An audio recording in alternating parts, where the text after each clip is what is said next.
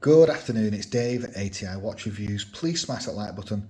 Please smash that subscribe button for more awesome watch content. A little wristwatch check.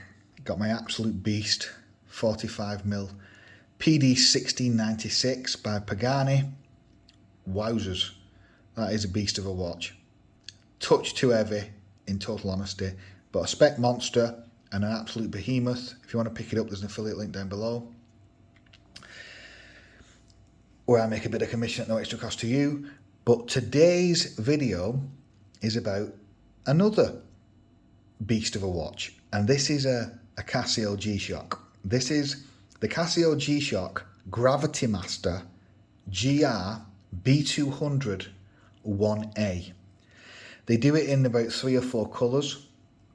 They do a red model, a red strap model, and they do a blue strap model, which is also beautiful. They all look fantastic. I went with a more conservative black one, black, red and white. I just like the colour and it goes with more kind of outfits. But admittedly, the other colours are arguably more attractive. Now I'll just give you a spec overview. This is within the Master of G range. So this is to go alongside the likes of your Mudmaster. This is an aviation watch. It's designed for pilots. They do loads of different, well, they've done different iterations of the Gravitymaster. This is the first one featured on my channel, although I have had a previous year's Gravitymaster. As you can see, they're a behemoth watch. They're a big beast. I'll give an overview of the specs. 200 meter water resist.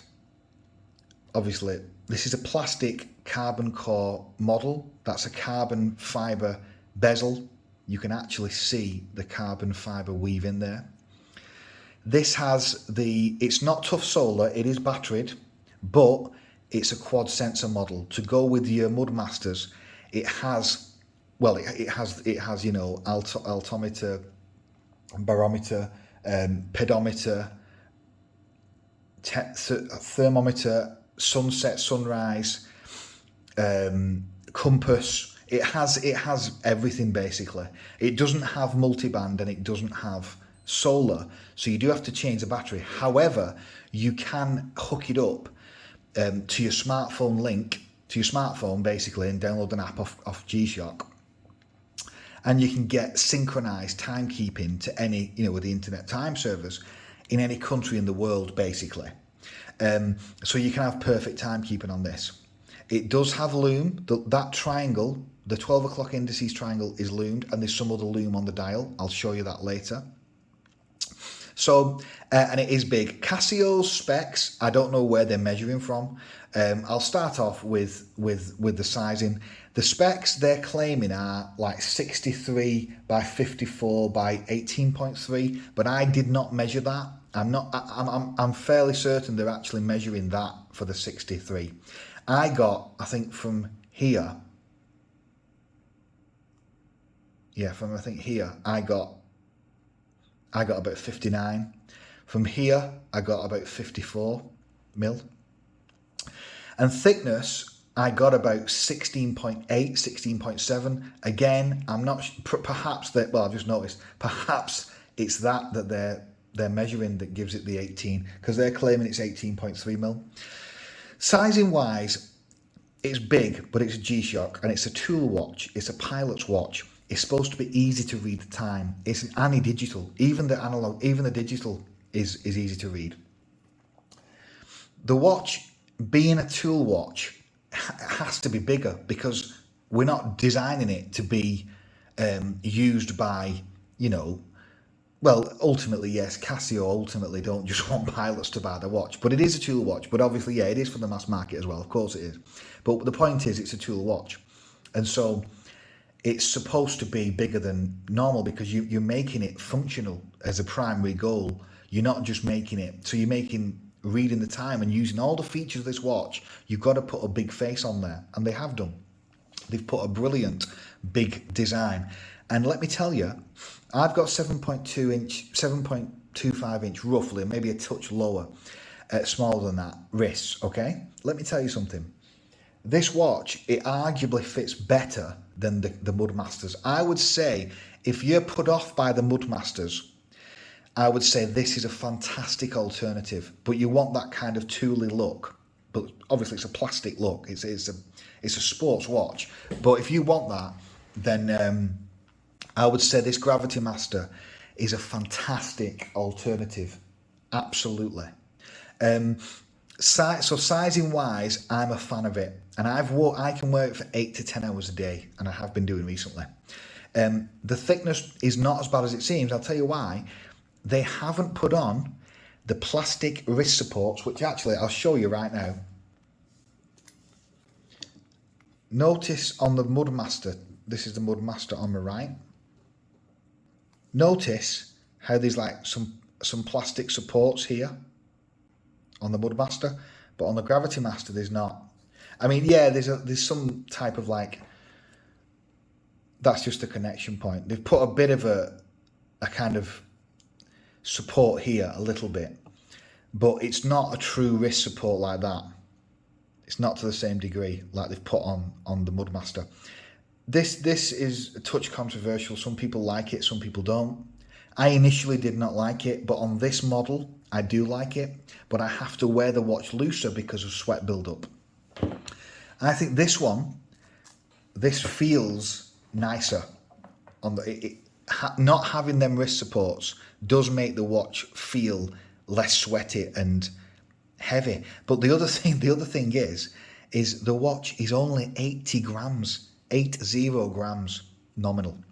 Now that's tiny. That is tiny. This is 92 grams. Okay, and so even though it's a beast of a size, way bigger than most watches you'll ever wear with all the pushes and all that stuff, it is still a really comfortable, really nice fit.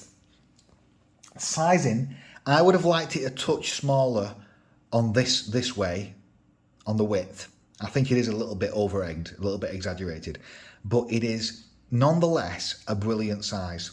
Okay, it is if you've got wrist sizes minimum of 6.75, 6.5, I would say don't go lower than that and wear this watch. It would be too big because the lug to lug is essentially massive. But I think it's actually the width that would cause the sweat build-up more than the lug to lug, possibly, because I could be wrong, but I think that is what's happening. But it's still nonetheless comfortable, and I think most people would say it's more comfortable than the Mudmasters because they don't have them plastic supports. So Casio must be measuring this and classing that as this dimension, the lug to lug, I think. Yeah, to get the 64, 63 mil that they're claiming. The bezel is stunning. It is absolutely stunning, and it's stunning because they've actually put a carbon fibre weave. It looks tessellated. Look at that. It's stunning. That really is a carbon fibre, like, piece of the weave inside there.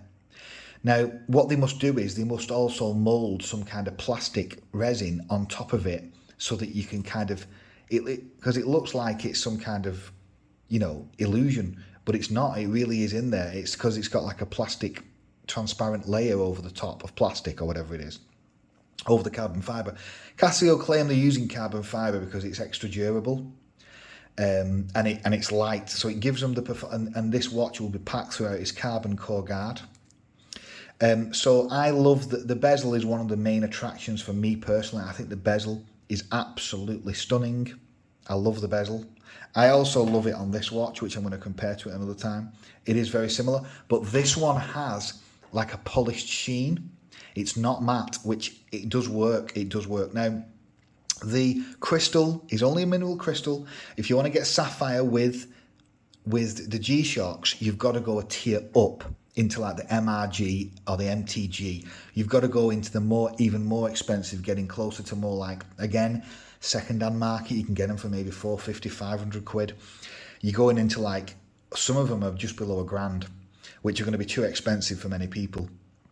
So I don't want to put loads of them on my channel because it's an affordable watch channel. I will put them on eventually, but they will not be the main bread and butter because I would say below 500 quid is affordable than going above that, really. But anyway, The bezel, the dial is stunning, and also the crystal is actually slightly domed, very slightly domed. Now the benefit of this watch is that they've done that for the hermetic seal, I'm sure, or something like that. But what I'm saying is the reflections are good. There's not many reflections. Now I've had some, like the one on my wrist, that is domed. It's too heavily domed without it. Look at that. That's way reflective. Now they should put an anti-reflective coating on it. I'm not 100% sure if they've got one on this, but ultimately it doesn't make a difference because the reflections are minimal at best. They're good. It's really legible. The dial is a sports tooly dial, crisp white markers and indices, beautiful like pointed sword hands with a red seconds hand. You've also got, obviously you've got the G-Shock notification there. You've got the connect indicators, connect and ready. You've got the Gravitymaster. You've got the like compass bearings for the location indicator. Oh, this watch, because this watch has the mission, I'll talk about this later anyway, but it's got the mission logs and all that stuff if you're into all that with the quad sensors. You've also obviously got the LCD dial below. I think it works. I think it looks brilliant. I wish I bought it though in the blue or red because it looks even more gorgeous. The red one in particular, in my opinion, is just stunning, but obviously it's nowhere near as versatile. So I think the looks are a solid 8.5 out of 10. They're not quite as nice as the Mudmaster, but they are still nonetheless beautiful. It is spaceshipy, no question about it, but it's a tool watch. You know, when I say beautiful, I mean in the context of it being a tool watch. I don't mean the context of it being compared to a dress watch, of course. It's not delicate by any means, but it is sophisticated, and that's what I love about Casio G-Shocks. They give you the performance and sophistication without making it look like, you know, like a cartoon. Although some of them can do, but not this one, I don't think, and not the Mudmasters. I love all the markings on the dial. I think it's beautiful. I'll just do the case back. Yeah, it's carbon core guard model. Is it? Oh, it's cased in Thailand. Yeah, cased in Thailand, Japan movement. Then it tells you obviously all the information about the watch model and stuff. I'll just quickly go through the modes. I'm not going to show them all here. It's just very similar to the quad sensor Mudmaster that I've already done on the channel. Obviously, you've got the altimeter, you know, the compass and all that kind of stuff. Barometer, temperature, I think that's a sunset. Yeah, sunset, sunrise, stopwatch, timer, alarms, world time. Obviously, you've got GMT functionality, it's world time. And when you hook it up to your phone, you get like hundreds of cities, I believe. So, and as well, you know, you can connect it to your Bluetooth. I'm not going to show you in this. I've showed it you already on the G-Shock. I've showed you the G-Shock app already. You know, you can get mission logs, which will basically record the distance, the time, the actual GPS, like locations of where your route was. It's also got location indicator. So she's just there, which is basically, you can put like coordinates in of a location, and then the phone, the seconds hand will basically, using the compass bearings, it will basically direct you to that location. It's a trekking watch as well, so if you're into all that kind of stuff that personally I'm not, then you've got all this functionality built into the watch already. Now, the most controversial part of the watch for me is, interestingly, it's not the band, although it is partially the band, it's the clasp. I don't understand what they were thinking, and I don't understand it. I truly don't. The clasp it's a twin. It's plastic. It's flimsy plastic. It feels like, okay, doesn't feel durable. I'll admit that. The clasp, it's the worst part of the watch. The twin, it's got a twin tang buckle. Okay, I mean, don't get me wrong. There's nothing really wrong with the functionality. I mean, I don't know why they wouldn't put stainless steel on. The keeper is plastic. There's nothing wrong with that really, but the clasp and tang is poor, I would say.